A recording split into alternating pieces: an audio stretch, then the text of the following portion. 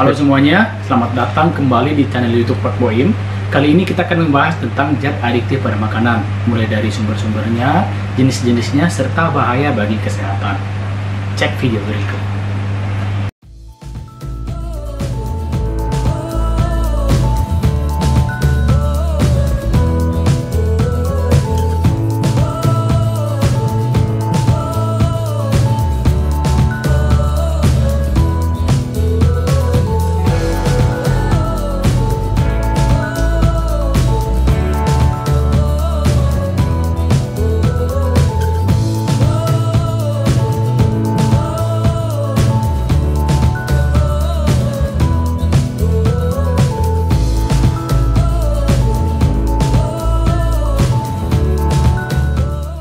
Baiklah, sekarang kita akan masuk tentang pembahasan zat aditif pada makanan. Ya. Yang pertama, zat aditif itu adalah zat yang ditambahkan dan dicampurkan pada waktu pengolahan makanan dalam jumlah yang kecil, baik itu disengaja ataupun tidak disengaja. Selanjutnya, fungsi zat aditif pada makanan itu yang pertama bisa memperbaiki tampilan supaya makanan tersebut kelihatan lebih enak. Kemudian meningkatkan cita rasa, jadi supaya rasanya lebih enak, ditambahkan zat adiktif.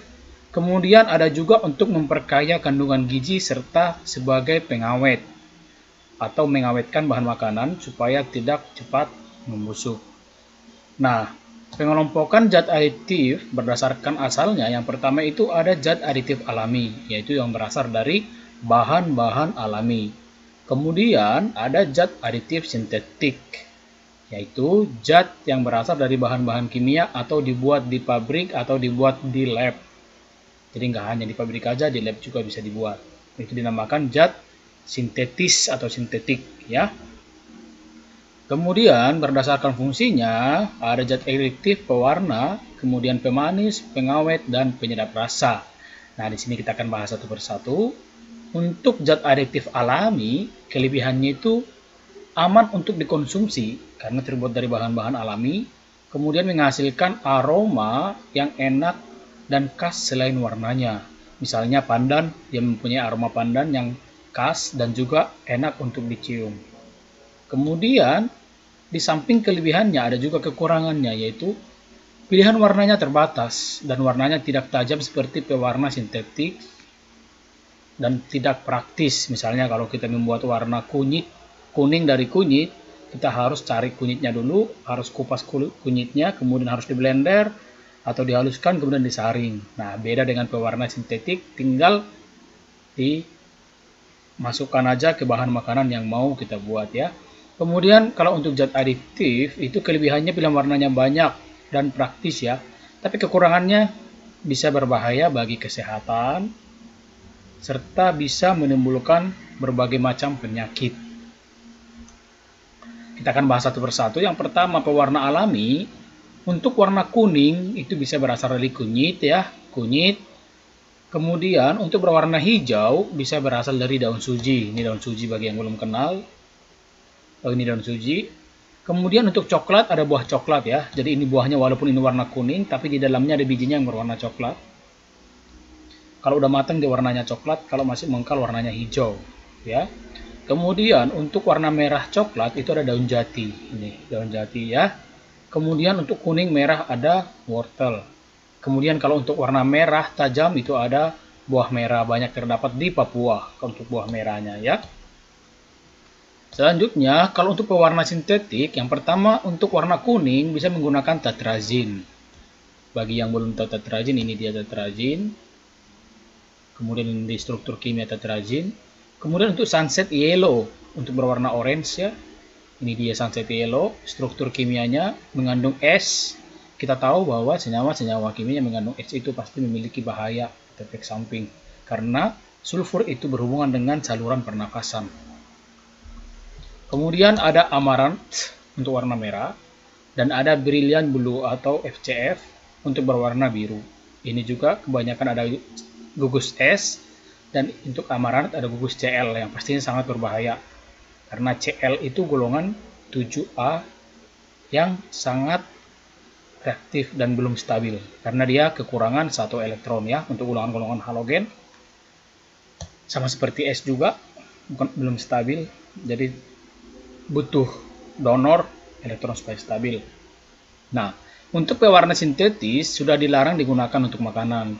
Apa-apa aja itu, ini yang pertama untuk rodamin B ya. Karena dia bisa menyebabkan iritasi pada saluran pernapasan, kemudian pada kulit, pada mata, kemudian pada pencernaan, dan bahayanya bisa menyebabkan kanker hati. Makanya kalau kita lihat zaman sekarang banyak yang penyakit kanker hati, kemudian banyak yang bermasalah dengan saluran pencernaannya.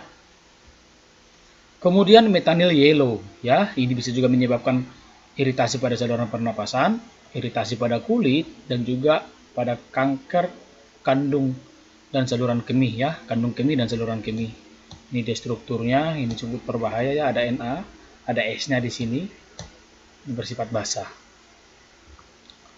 Kemudian untuk selanjutnya untuk pemanis ya, yang pertama kita pemanis alami itu yang pastinya berasal dari buah-buahan ya, bisa dari madu, juga ini merupakan pemanis alami dari buah-buah yang manis ya, ada anggur, kemudian ada tebu juga ya, tebu pemanis alami. Tapi bisa juga berbahaya untuk penderita diabetes karena jika mengkonsumsi terlalu banyak bisa membuat kegemukan. Jadi kalau pemanisnya menggunakan tebu, kalau kebanyakan mengkonsumsi tebu bisa menyebabkan kegemukan ya, atau obesitas. Kemudian untuk pemanis buatan di sini ada banyak ya. Ada sakarin, ada siklamat, kemudian ada aspartam. Ini manisnya luar biasa. Jadi kalau misalnya kita membeli minuman-minuman yang cepat saji ya, minuman-minuman yang sasetan, kebanyakan menggunakan pemanisnya itu aspartam. Nah, nanti kita akan cek bahayanya ya. Ini dia, pemanis buatan itu tidak dapat dicerna karena dia bukan sumber energi, jadi tidak memiliki adenin trifosfat ya, ATP. Kemudian pilihan untuk penderita diabetes sangat tidak dianjurkan. Kemudian ini contohnya ya, sakarin, natrium siklamat, magnesium siklamat, kalsium siklamat, dan aspartam. Ini manisnya puluhan kali lebih manis dari gula biasa atau dari gula alami ya. Bisa menyebabkan tumor kandung kemih. Bahayanya banyak banget. Selanjutnya kita akan masuk ke pengawet. Fungsinya pastinya untuk mengawetkan makanan supaya makanan tersebut tahan lama dan tidak cepat rusak. Karena kalau misalnya suatu makanan atau minuman diproduksi dalam jumlah yang sangat besar, kalau misalnya dia cepat rusak, pasti akan menyebabkan kerugian pada perusahaan. Sehingga digunakanlah bahan pengawet. Tapi tidak semua bahan pengawet itu berbahaya atau terbuat dari sintetis. Ada juga pengawet alami. Contohnya untuk ikan bisa dengan pengasapan, jadi diasapin ikannya, itu juga akan awet sampai berbulan-bulan. Kemudian untuk manisan buah, jadi kalau misalnya kita punya buah yang melimpah banyak, cukup dibikin manisan dengan penambahan gula, maka dia akan awet lebih lama, bisa sampai sebulan. Kemudian penggaraman ikan seperti ikan asin, kemudian pendinginan buah di lemari es. Kemudian kalau untuk pengawet buatan yang pertama garam benzoat ya, atau natrium benzoat, ini untuk menghambat pertumbuhan bakteri, tapi ini sangat berbahaya. Nanti kita akan bahas juga bahayanya. Kemudian bisa melalui gas etilen oksida dan gas propilen oksida, biasanya ini untuk makan makanan kaleng diberi gas etilen oksida supaya dia bakterinya mati atau jamurnya mati sehingga tahan lama. Kemudian formalin ya, formalin ini banyak atau dapat menyebabkan kanker paru-paru. Kemudian gangguan alat pencernaan dan jantung. Sekarang formalin banyak di bakso, tahu, ayam ya, daging ayam juga banyak yang berformalin. Ikan-ikan juga banyak yang berformalin. Kemudian boraks. Kalau mendengar kata boraks kita langsung kepikiran bakso ya. Karena boraks sering banget digunakan untuk pengawet makanan bakso. Efeknya apa? Bisa gangguan pada otak, hati, dan kulit. Salah satu penyebab sekarang banyak orang yang gampang stres, gampang pusing karena kebanyakan konsumsi boraks.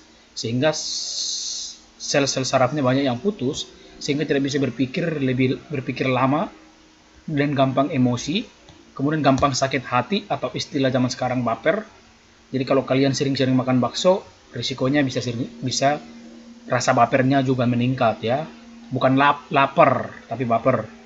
Kemudian juga bisa menyebabkan kerusakan pada kulit. Nah, kalau untuk penyebab rasa alami bisa pakai gula, garam, rempah-rempah ya untuk penyedap rasa. Jadi kalau misalnya biasanya masak tidak harus memakai bahan-bahan yang mengandung MSG, bisa juga menggunakan bahan alami seperti gula, garam, dan rempah-rempah ya. Kemudian untuk penyedap rasa buatan bisa pakai MSG ya, banyak banget. Untuk Ajinomoto, ini dari zaman dulu. Ini tidak disensor, mudah-mudahan tidak ada yang marah produknya dimasukkan karena ini untuk pembelajaran. Kemudian, jika mengkonsumsi MSG secara berlebihan, maka akan menyebabkan Chinese Respiratory Syndrome atau sesak nafas, sakit dada, pusing, dan mudah letih ya. Zaman sekarang banyak banget orang-orang yang gampang banget capek, baru 1 km berlari udah capek, kemudian gampang banget pusing, baru belajar sebentar pusing, curigai terlalu banyak mengkonsumsi makanan yang mengandung MSG. Kemudian, untuk menggunakan bahan kimia pada makanan biar aman, yang pertama itu caranya, silahkan periksa kemasan makanan ya, apakah dia sudah bocor atau berkarat atau ada jamur atau ada cacat lainnya. Nah, kalau kalian menemukan salah satu dari sini, makanannya jangan dipakai lagi atau jangan dibeli karena itu sudah rusak. Yang kedua itu memeriksa nomor registrasi Badan POM ya, POM, kalau di Indonesia sendiri namanya Badan POM. Kalau misalnya mengandung nomor registrasi seperti ini, berarti ini aman untuk dikonsumsi karena sudah lewat atau lolos hasil dari uji lab BPOM Republik Indonesia. Selanjutnya,